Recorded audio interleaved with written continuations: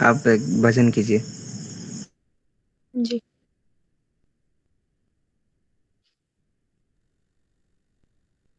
ତୁମେ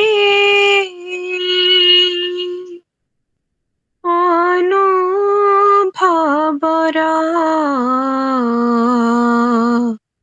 ଠାକୁର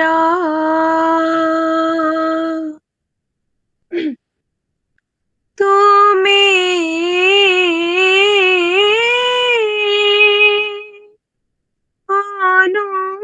ଅନୁଭବର ଠାକୁର ତୁମେ ଅନୁଭବର ଠାକୁର ତୁମେ ଅନୁଭବର ଠାକୁର ଚିନ୍ତା ଚେତନାରେ ଭକ୍ତି ଭାବନାରେ ଚିନ୍ତା ଚେତନାରେ ଭକ୍ତି ଭାବନାରେ ରହିଛି ସ୍ଥିତି ତୁମର ତୁମେ ଅନୁଭବର ଠାକୁର ତୁମେ ଅନୁଭବର ଠାକୁର ଦେଖିବାକୁ ତୁମ ଶୂନ୍ୟ ବ୍ରହ୍ମରୂପ ଜାଳିବାକୁ ହେବ ଜ୍ଞାନର ପ୍ରଦୀପ ବାଢି ଦେଇ ଶ୍ରଦ୍ଧା ବିଶ୍ୱାସର ଧୂପ ସାଧିବାକୁ ହେବ ହୃଦୟରେ ତବ ପ୍ରେମର ମନ୍ତ୍ରରେ ଆତ୍ମାଳତୀରେ ପ୍ରେମର ମନ୍ତ୍ରରେ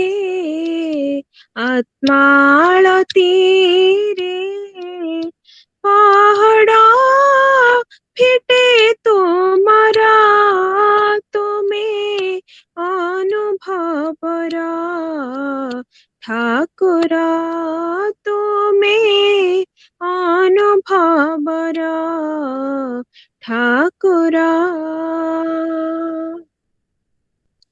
ତୁମ ଦର୍ଶନରେ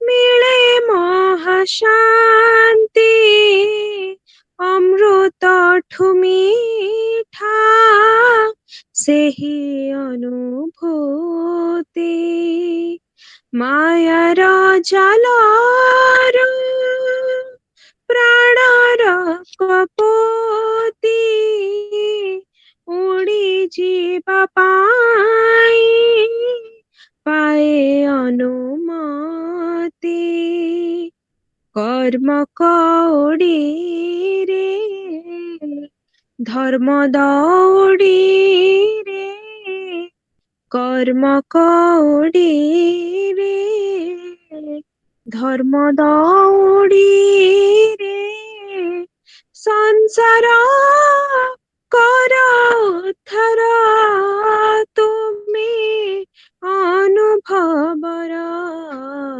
ଠାକୁର ତୁମେ ଅନୁଭବର ଠାକୁର ଚିନ୍ତା ଚେତନାରେ ଭକ୍ତି ଭାବନାରେ ଚିନ୍ତା ଚେତନାରେ ଭକ୍ତି ଭାବନାରେ ରହିଛି ସ୍ଥିତି ତୁମର ତୁମେ ଅନୁଭବର ଠାକୁର ତୁମେ ଅନୁଭବର ଠାକୁର ତୁମେ ଅନୁଭବର ଠାକୁର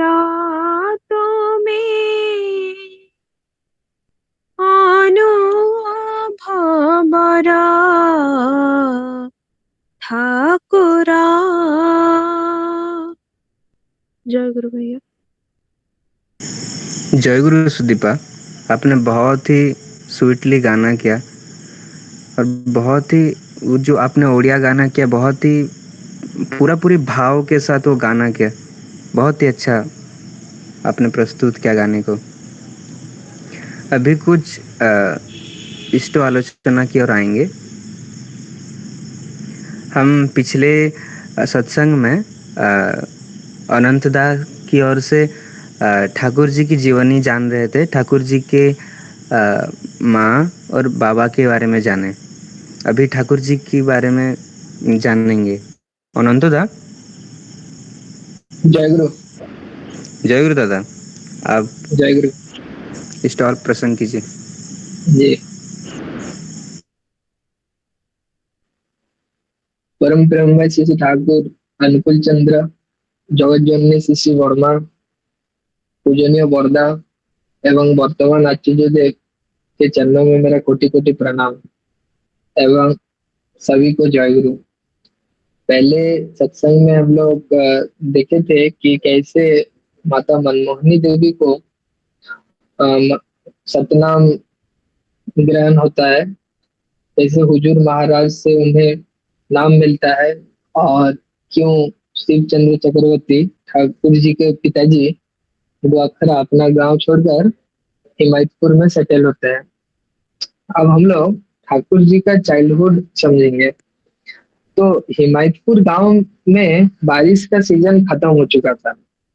इंग्लिश कैलेंडर के अकॉर्डिंग डेट था 14 सितंबर 1888 और लूनर कैलेंडर के अकॉर्डिंग तालनवमी तिथि था। ठीक 7:05 मॉर्निंग में पूरा रूम इनलाइटेड हो जाता है एक ब्राइट लाइट से। जो आसमान में जो सूरज था चारों ओर एक रेड रेडियंस भर जाता है और ठाकुर जी जन्म लेते हैं। जो महिलाएं वहां उपस्थित थी उन लोग सब आश्चर्यचकित हो जाते हैं उस चमकते हुए लड़के को देखकर। अब शुरू होता है ठाकुर जी का बचपन, जिसमें अनगिनत घटनाएं हैं जो ठाकुर जी प्रूव करते हैं। ठाकुर जी बचपन से ही सुपर ह्यूमन का कैरेक्टरिस्टिक शो करते थे। एक बार क्या हुआ, जब ठाकुर जी 11 मंथ्स के थे, माता मनमोहनी देवी एक बार ठाकुर जी को उमेश लहरीदा के घर ले गए। तब ठाकुर जी 11 मंथ्स के थे। उमेश लहरीदा उस समय बाल गोपाल माने कृष्ण जी के बचपन का रूप को पूजा कर रहे थे और डीप मेडिटेशन में थे। और तभी उनका मेडिटेशन टूट जाता है एक आवाज से, एक गिनने की आवाज से। उमेश लहरीदा देखते हैं कि अनुकूल चंद्र ने बाल गोपाल को गिराकर उनके सिंहासन पर बैठ गए हैं। तब माता मनमोहनी देवी उन्हें जोर जोर से डांटने लगते हैं। तब ठाकुर जी प्यार से बोलते हैं, मुझे बुलाया क्यों था वो, আমাকে ডাকলো কেন তাহলে। अब उमेश दा को जो समझना था वो समझ जाते हैं और तब वो रोने लगते हैं फुट फुट कर, और उनके लिए उनका साधना सफल हो गया था। ऐसे ही एक घटना कि एक बार नेबरहुड में एक शिशु का जन्म होता है। तो ठाकुर जी का माता जी माता मनमोहनी देवी उनको बोलते हैं कि शिशु को देखने जाएंगे जरा। हाँ, तो ठाकुर जी बोलते हैं कि देखने जाकर क्या फायदा, जब वो शिशु कुछ ही दिन ही जिंदा रहेगा। तब माता मनमोहनी देवी सरप्राइज हो जाते हैं कि इतना असाधारण बात को ये इतना सिंपली कैसे बोल दे रहा है। हाँ, ठीक देखा जाता है कि 18 दिन बाद वो शिशु का मृत्यु हो जाता है। इस समय ठाकुर जी सिर्फ 3 साल के थे। और एक बार का घटना है, ठाकुर जी बाहर थे। एक सन्यासी ठाकुर जी को रास्ते से फॉलो किया है, फिर घर में घुस जाता है। माता मनमोहनी देवी उनको वेलकम करती है, पर वो उस वेलकम को कोई रेस्पॉन्स नहीं देते हैं। वो सिर्फ ठाकुर जी के आंख सबको देखते रहते हैं। फिर वो अचानक से बोलते हैं कि ये कोई साधारण लड़का नहीं है, ये देश के सफरिंग को कम करने के लिए आया है। और फिर सन्यासी क्या करता है, उसके बैग से उबला हुआ चावल ठाकुर जी को देता है। ठाकुर जी कुछ चावल खाते हैं, फिर बचा हुआ चावल को फटाक से खाने लगता है। तो माता मनमोहनी देवी जाके उन्हें रोकने लगते हैं। हाँ, कि यूजुअली हम लोग बड़े बड़े सन्यासी या महापुरुष का जूठा खाते हैं, आप उल्टा क्यों कर रहे हैं? तो सन्यासी बोलता है कि ये प्रसाद है और मेरा इतना वर्षों का साधना से मुझे वंचित मत कीजिए। तो इस तरह वो सन्यासी उस दिन ठाकुर जी को प्रणाम करके वहां से चला जाता है। अब जो गांव के जो लोग थे उन लोग आश्चर्यचकित रहते थे, क्योंकि अब दिन पर दिन कोई ना कोई सन्यासी ठाकुर जी का घर पहुंच जाता था और ठाकुर जी को दर्शन और प्रणाम करके जाता था। अब ठाकुर जी थोड़ा बड़े हुए तो शिव चंद्र चक्रवर्ती ठाकुर जी का पिताजी ठाकुर जी को एक परफेक्ट टाइम में स्कूल में एडमिशन कर देते हैं। ठाकुर जी का पिताजी शिव चंद्र चक्रवर्ती अपने गांव गुआखरा छोड़कर हिमायतपुर आए थे अपने फादर इन लॉ का प्रॉपर्टीज को सेव करने, और वो सेव करने में बहुत हद तक सक्सेसफुल भी थे।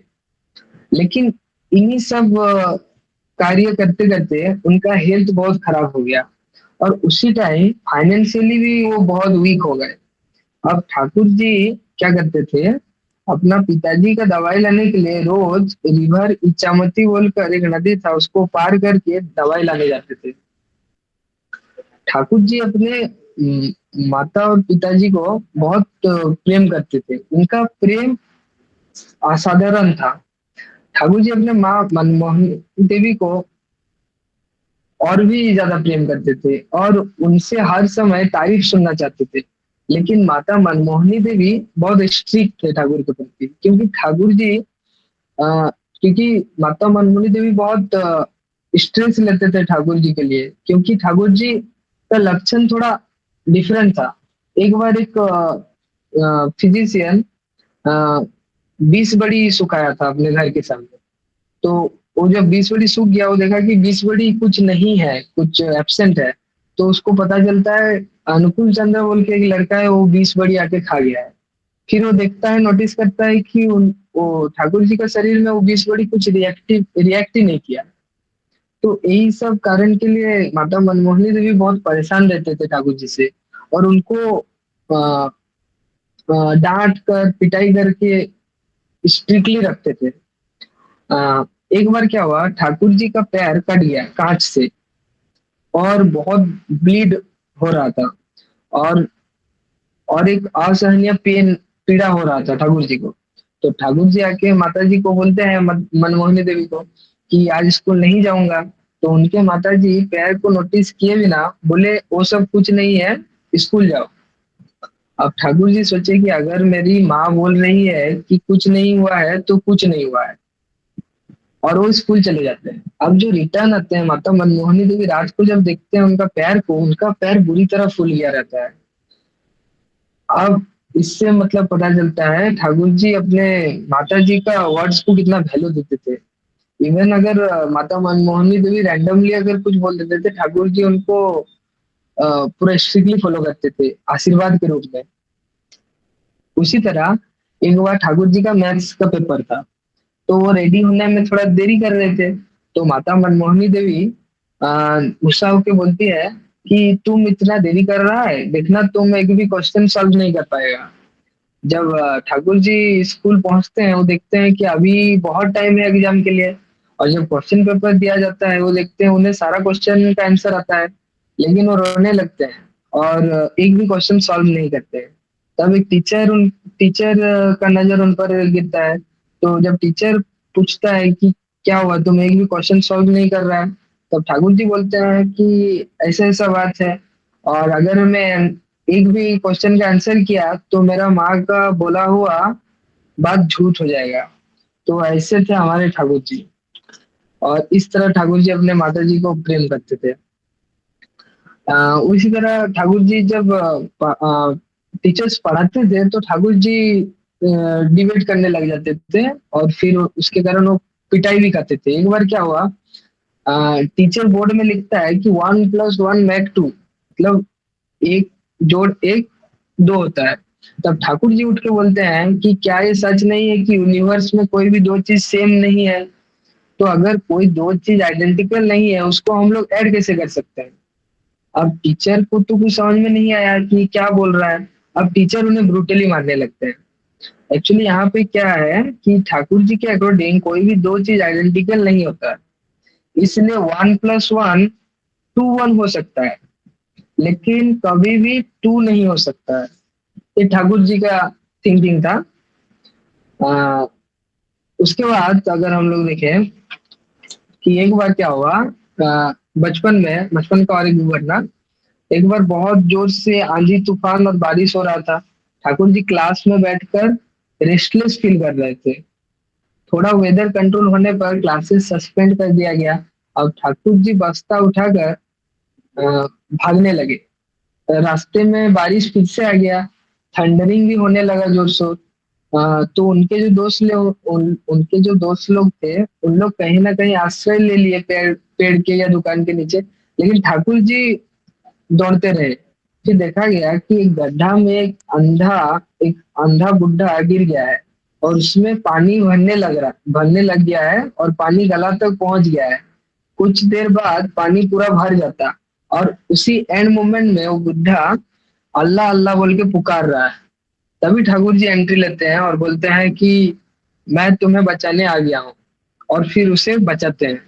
और अंधा बुढ़ा बोलता है कि क्या तुम ही मेरे अल्लाह हो, वरना कौन ऐसे मौसम में मुझे बचाने आता।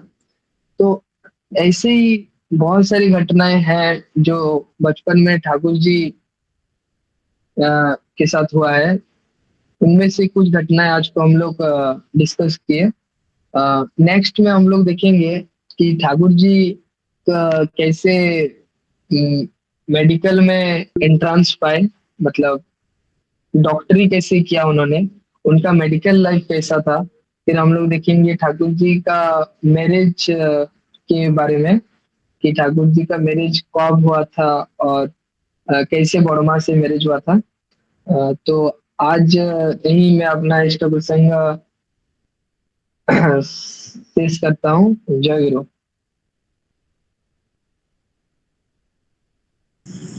जय गुरु दादा, जय गुरु। आपने बहुत अच्छे से ठाकुर जी की बायोग्राफी बताया। इसके आगे भी क्या क्या होगा नेक्स्ट सत्संग में जानेंगे। अभी सत्संग का समय खत्म होते जा रहा है। अभिराज भाई। जय गुरु दादा। जय गुरु दादा, जय गुरु। आप ध्वनि दीजिए। वंदे पुरुषोत्तमम, वन्दे पुरुषोत्तमं वंदे पुरुषोत्तमम, वन्दे पुरुषोत्तमं वंदे पुरुषोत्तमम, वन्दे पुरुषोत्तमं परम दयाल परम प्रेममय श्री श्री ठाकुर अनुकूल चंद्र जी की जय परम दयाल परम प्रेममय श्री श्री ठाकुर अनुकूल चंद्र जी की जय परम दयाल परम प्रेममय श्री श्री ठाकुर अनुकूल चंद्र जी की जय परमाराध्या जगत जननी श्री श्री बोड़मा की जय परमाराध्या जगत जननी श्री श्री बोड़मा की जय परमाराध्या जगत जननी श्री श्री बोड़मा की जय परम पूज्यपाद भक्त श्रेष्ठ श्री श्री बोड़दा की जय परम पूज्यपाद भक्त श्रेष्ठ श्री श्री बोड़दा की जय परम पूज्यपाद भक्त श्रेष्ठ श्री श्री बोड़दा की जय परम पूज्यपाद श्री श्री आचार्य देव की जय परम पूज्यपाद श्री श्री आचार्य देव की जय परम पूज्यपाद श्री श्री आचार्य देव की जय वंदे पुरुषोत्तमम, वन्दे पुरुषोत्तमं वंदे पुरुषोत्तमम, वन्दे पुरुषोत्तमं वंदे आर्य पितृं, वन्दे आज्य पितॄं वंदे मातृवर्गम, वन्दे मातृवर्गं वंदे अहं किष्टदैवतम, वन्दे अहं किष्टदैवतं वंदे पुरुषोत्तमम, वन्दे पुरुषोत्तमं वंदे पुरुषोत्तमम, वन्दे पुरुषोत्तमं परम दयाल परम प्रेममय श्री श्री ठाकुर अनुकूल चंद्र जी की जय जय गुरु सभी को। जय गुरु। जय गुरु, जय गुरु, सभी को जय गुरु। हम हाल ही में देवघर जाने वाले हैं। देवघर